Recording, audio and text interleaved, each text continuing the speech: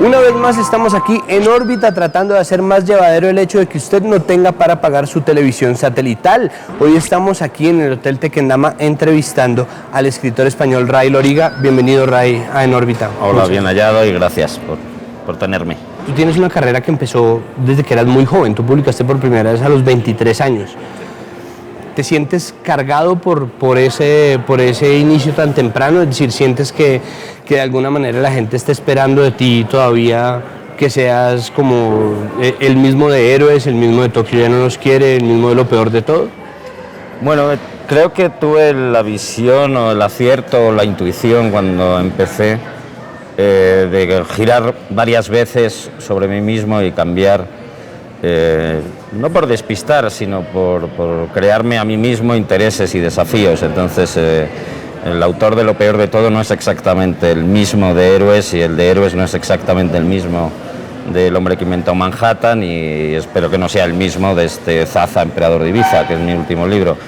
Entonces, bueno, cuando cambias mucho, siempre digo que puedes perder algún lector por el camino, que espera siempre lo mismo, pero puedes ganar otro nuevo que a lo mejor lo que habías escrito antes no le interesaba y lo próximo sí. O sea, que es un riesgo que me parece aceptable e interesante.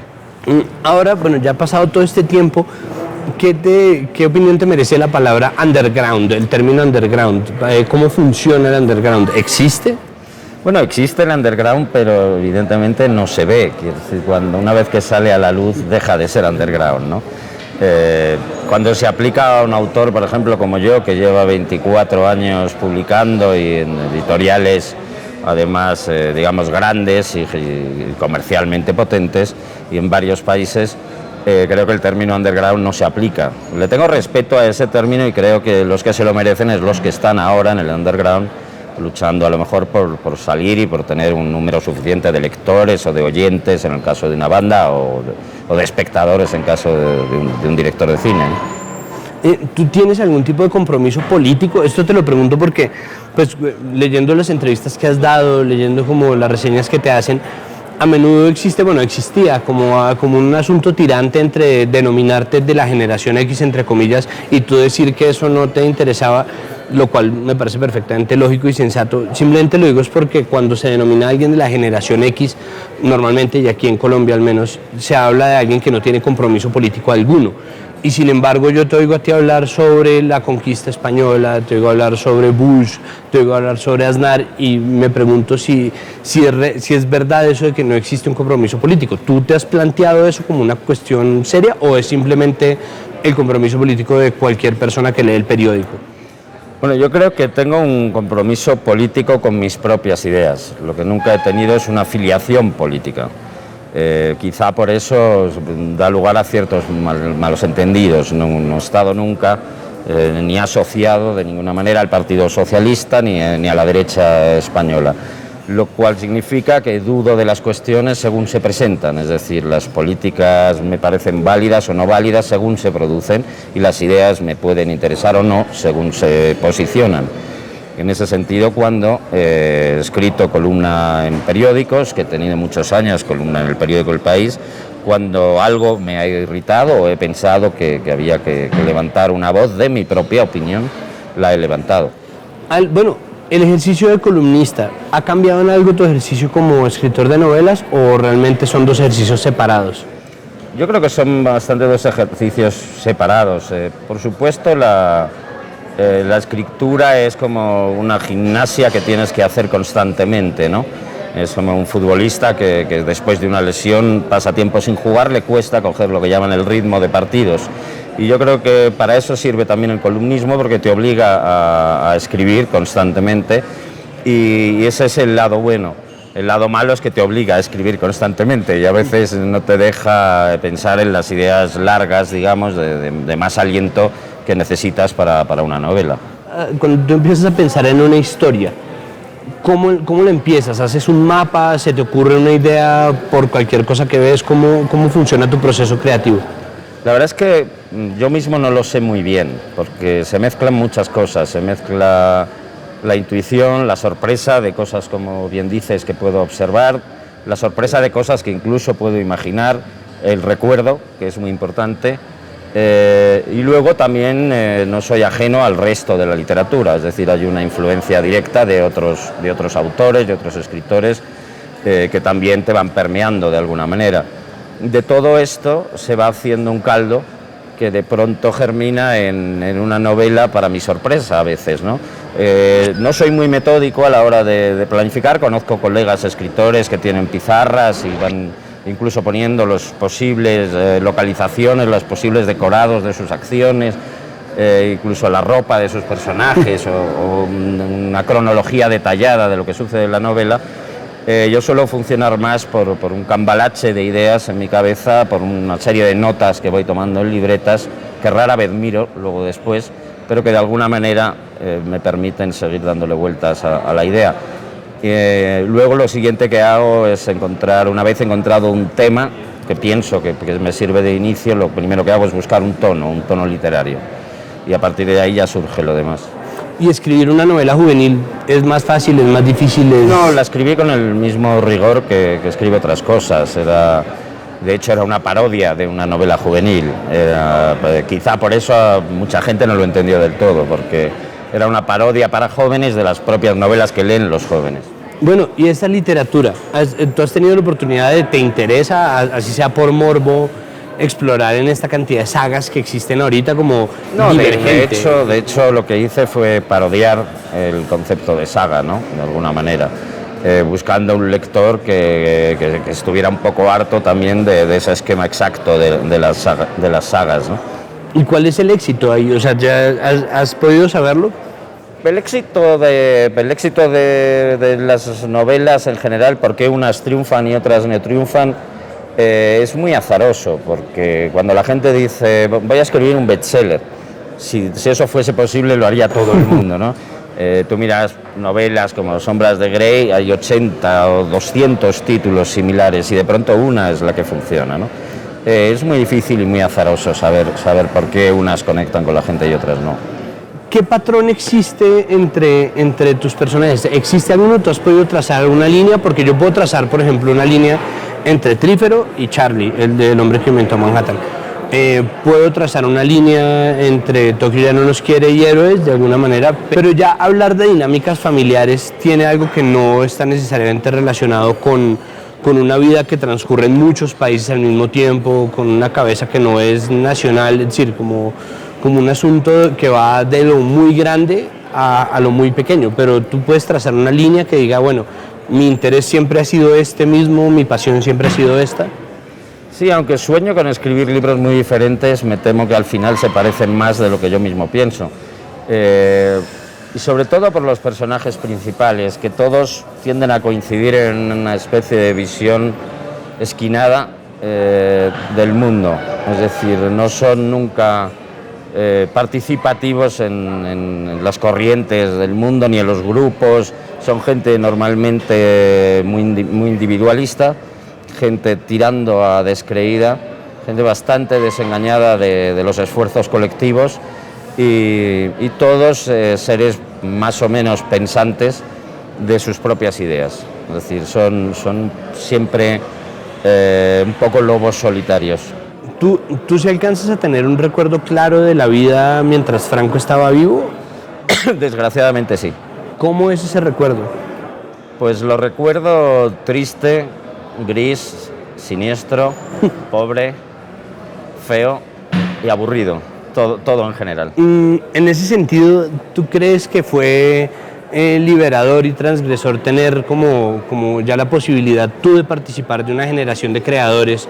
Y esto es una generación realmente cronológica, no me refiero a rasgos específicos, salvo a uno, que es el hecho de poder empezar a salir de España. Es decir, haber participado de esa creación, de esa primera movida, ¿es liberador? ¿Fue una cosa deliberada o fue simplemente una cosa que tú ahora ves hacia atrás y dices, bueno, eso fue parte de lo que pasaba? Era lógico, es un sistema de presión y descompresión, ¿no? Normal en una sociedad que está tan regulada y tan limitada y que de pronto se le abren horizontes nuevos, ¿no? Y en ese sentido fue liberador, fue divertido, fue explosivo, fue a ratos peligroso. Toda la entrada de las drogas, etcétera, etcétera, tuvieron efectos devastadores en toda una generación. Pero también me gusta aclarar, precisamente por haber formado parte de esa generación bisagra, que intelectualmente había una generación anterior que luchaba a lo mejor de manera más silenciosa, pero con mucha potencia intelectual, y está en literatura, y está en las artes, y está en el cine, y que dentro incluso del franquismo y con más mérito luchaban por expandir todas esas libertades, y era gente con conocimiento, que había viajado, que también tenía posibilidades de conocer el mundo, o sea que no todo empezó con la famosa movida. ¿Qué fue lo que te llamó la atención de la figura de Santa Teresa de Jesús? Bueno, se parece a algunos de mis personajes, ¿no? Curiosamente. Primero la había leído de niño y me había gustado mucho, sobre todo el libro sobre el que se basa la película. Y se parece mucho, me recordaba mucho al personaje de Héroes, ¿no? Es una persona encerrada en una habitación que vive con unas fantasías que son más importantes que la vida misma, ¿no? Que la vida real, la llamada vida real. En el caso del personaje de Héroes era el rock and roll, en el caso de Teresa es la fe y el éxtasis religioso, y sobre todo el espíritu, ¿no? La lucha por la solidez del espíritu. Y todo el misticismo español, San Juan de la Cruz, etcétera, etcétera, siempre me había interesado mucho. Pues, y que es dentro de las santas que tienen accesos de éxtasis son unas santas muy extrañas en general, son personajes que acceden a un placer indecible por el camino por el que muchos otros solamente encontraron martirio, ¿o no? Sí, hay esa parte de elevación del espíritu, que es ese positivismo del misticismo que viene, no quiero dar ahora una tesis ni una clase, pero está basado un poco en las teorías sufís y la herencia de las teorías sufís en España, y es esa elevación del espíritu mediante la limitación de la presión del mundo exterior. Y todas esas ideas me interesaban y me interesan. ¿Existe un rasgo como de sinestesia en tus libros? Como que existe algo, bueno, eso ya se ha hablado mucho en tus entrevistas, pero me parece que es interesante ese cuento de escribir teniendo en cuenta que existe la televisión, escribir como quien hace un disco, escribir como quien escribe canciones. ¿Esa sinestesia nació como un lenguaje deliberado o fue una cosa que tú empezaste a ver a medida que se iba desarrollando? Cuando empecé a escribir, la verdad es que no pensé en escribir de otra manera, ¿no?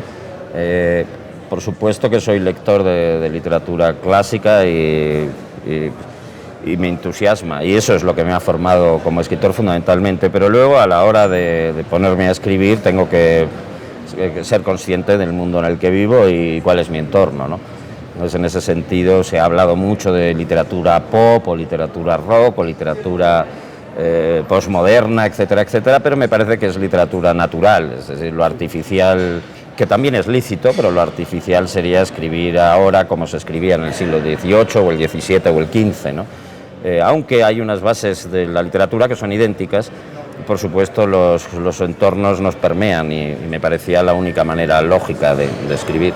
¿Tú qué tanto consumes cultura? ¿Tú todavía buscas música, descargas música, tienes el iPod actualizado o sigues todavía con...? Para tener el iPod actualizado debería tener un iPod, supongo, cosa que no tengo, ni iPod, ni iPad, ni reproductor. Ni reproductor, sí, oigo música, tengo un ordenador con Spotify, oigo canciones y busco canciones, y cuando un amigo me habla de algo interesante, pues lo oigo.